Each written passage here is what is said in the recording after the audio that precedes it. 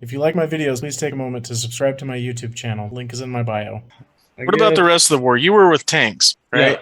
Yeah, we had traded your section for a few tanks, and so we had this kind of mismatch thing going on. You guys, I mean, you were near us, but you weren't with us technically. We were the lead element because the tanks, we had 3 tanks in front of us, then the 3 Amtraks, and then a tank behind. We were like the spearhead for RCT set. Tanks took out most stuff before we could do any really thing fun. But Alcut, let's see, was it Al Diwanila?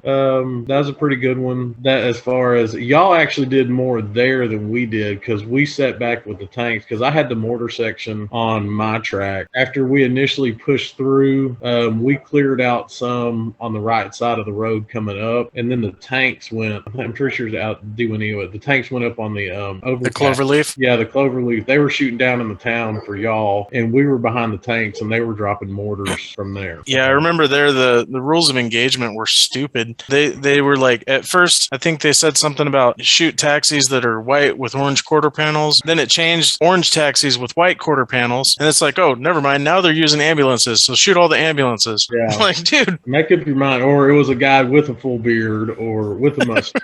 Right? He's wearing green sunglasses. So that was every day. I mean, and Diwanee was the first time we actually had actual Iraqi troops. When we were in Basra, were you at the airport in Basra at all? Yes. Yeah, because there were some tanks and stuff there, but I never saw any POWs there. We took a few of them. We did. Yeah. 21 of them, actually. Because we were on the outside of the airport. I actually have a picture of one of our tanks shooting another tank at the time, it was the longest tank-to-tank kill of the war. And we were just sitting back there taking pictures, and I was like, we're never going to shoot anything. No, Basra for us was crazy, man. We got inside the berm, and they started walking mortars onto us, but we thought it was our mortars, so we called over to have them shift fire, and they're like, we're not even set up yet. I'm like, oh, God. The first time we saw a little bit in Basra, not much. Diwanila, I remember coming in there and seeing stuff explode over the top of us. I guess it was RPGs. And I was like, wow, that's really cool. Oh, there's another one. And then a mortar landed right beside my track. And I was like, oh, crap, they're shooting at us.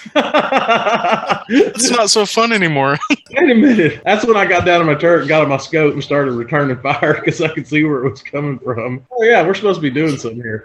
And I just remember the grunts in the back. They were all cheering because I had that 50 just rolling. And they're like, woo! Because, I mean, you know what it sounds like, all the links. Oh, yeah. The 40 mic started going, and they were all back there cheering, hitting on the back of the track, and they still didn't get out till about an hour later. Yeah, D&E was that's when I really first remember as far as like combat or whatever. Mm-hmm. Now in Basra, I remember the gunny that was with the tanks. He jumped out of a freaking Humvee and went through a grenade in a bunker at one point. I mean, it was crazy. D&E was the first place I really remember seeing anything good and actually doing stuff. So I know y'all went all the way into the town, didn't you? That's part of the reason why our experiences are a little bit different. Well, like Alcut, we got into it good in Alcut. They got hit pretty hard there as far as that's where the tank commander got shot in the hand. I remember that too. Yeah, he got shot in the hand. He got on the radio and goes, "Get those damn grunts on the ground. I just got shot in the hand." And that was an up close fight. That was that one was dirty. 30 meters. I mean, there's a RPG went right down between. It bounced off my track and went right down my track. Went by track, and my the saw gunner that was in the back of the track, he freaking just zipped that dude because he wasn't 50 yards away when he shot that. He was so close, it didn't have time to arm the warhead on it. That's how close they were. That's a scary moment, though. Oh yeah, Alcut was a good one there. Oh yeah, Alcut was definitely one of the better ones. They almost had us pinned because we were on the road and returning fire and dropping the grunts off. The snipers came up beside us, and that's when he got shot. Evnin, yeah. We were shooting to the right, and they pulled up on the left, and that's when he got shot. Yeah.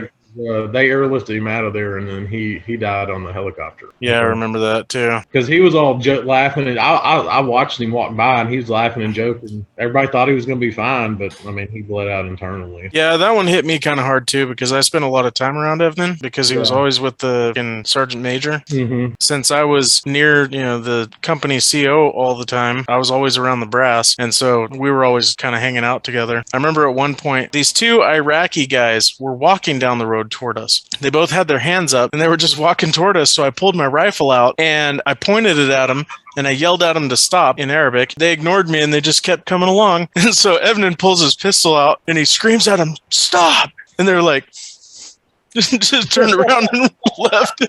They saw the pistol and they were more scared of it than the rifle. Like, oh, he's serious. He's got a pistol. I was just cracking up after that, though. That was the weirdest thing is here, if somebody pointed a gun at us here, we'd stop, turn around, and go. They'd just keep on driving right at you. Yeah, they didn't have very good sense of self-preservation. No, they didn't.